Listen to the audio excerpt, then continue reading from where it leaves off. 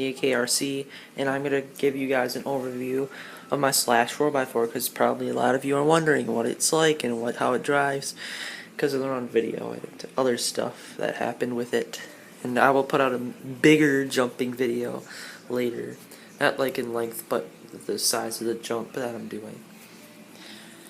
Now here's my Slash 4x4, and you guys may be wondering, why is there a two-wheel drive Slash body on here? Well, that's because my uncle gave this Slash to me for absolutely free. It's a free freaking Slash. But what did not come with it was what I chose. I didn't want to come with it was the battery and the remote. Because the remote, I already had a FlySky receiver laying around, and I had the remote binded up to all my other stuff, so I just bound it up to the receiver, and now I'm running this. And then for my battery, I'm running a LiPo battery, and the one I could have got was a nickel metal battery, but I don't run nickel metals here, all LiPo. I'm never going to run a nickel metal on a running and bashing video, because they just don't cut it for these things. And when my uncle had it, he had Como tires on here and BF Goodrich's. I just took off his BF Goodrich's off of one of his many 5 Slashes, and I just swapped them out. Now it has the right tires for the body and the truck itself, and yeah. And this body is a Slash 2-wheel drive Fabtech body, which I'll say before why I was having a Slash 2-wheel drive body. But this is because he has like a ton of Slash 2-wheel drives, and this is only 4x4. And yeah, all the rest of the bodies are screwed up, and this is the only good looking body. Sorry, Uncle, if you're watching this video, but yeah. This is a rare flat Slash Fabtech body, so yeah. Now I'm gonna open this up, which you guys will see how I run my Slash, or what I run on my Slash. Alright, so this is what I run, as you can see. And this is the Slash from the suspension video, which I posted a while back, and then the Slash from the jumping video, which I posted not too long ago. The shocks I'm running are the stocks, and I'm running it with 60 weight oil in the front and 45 weight in the rear. And in the rear, I think I'm using the red springs. Yeah, I'm using the red Integy springs. I think they're Integy. And then I'm running the front Hot Racing blue springs, which are the stiffest ones that they come with. And then, yeah, these are Integys. These are the loosest springs Integy offers. At least they're not 2-stage springs like the stock Slash springs. These ones are 2-stage, but I don't really care. And my Slash came with aluminum shock caps. They are red. I'll focus in on everything. Yeah, they're red. As you can see, the shocks are leaking. I don't know why, but I'll probably have to fix that later. And yeah, when I got this thing for free, it was just a mess. And yeah, I put my own bungee cord on the back here so I could do hauling videos and trailer videos and like pit stop things and stuff.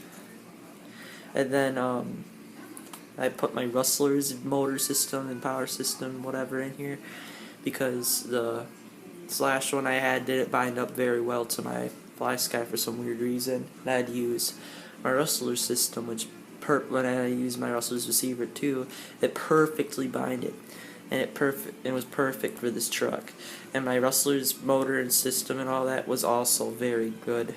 I mean, the Slash's motor system was also very good in the Rustler, which it kind of belonged in. So yeah, everything's running great. I took the motor cap off because it cracked. I put a heat sink on there for my SC10. And then I braided the wires. I don't really remember how to braid the wires for my other trucks, so they might look a little messy, but I had these braided. Then I have, yeah, my FlySky, which I showed you already. I have my Team Associated servo. I don't remember what one it was. Focus on it. It's an XP Digital DS193MG servo. You guys could look at it, but I just showed you. And yes, that servo is from my Team Associated SC10, if you guys are all wondering. Great servo. And that there's Velcro on the side because it lays flat on my SC10, and my servo bracket on the side of my servo broke here, which I'll show you.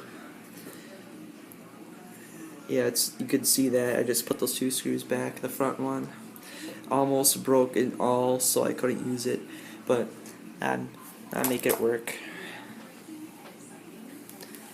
My gearing I'm running is what I usually run in 2S videos is 13 tooth pinion gear and 54 tooth spur, and keep in mind that I have the center diff, which also came free with this thing. And this thing was not, I don't know if it was a platinum or an ultimate or not, just was laying on the table when I found it in his pit desk, and I just took some parts that I thought would need to fix this thing, and yeah.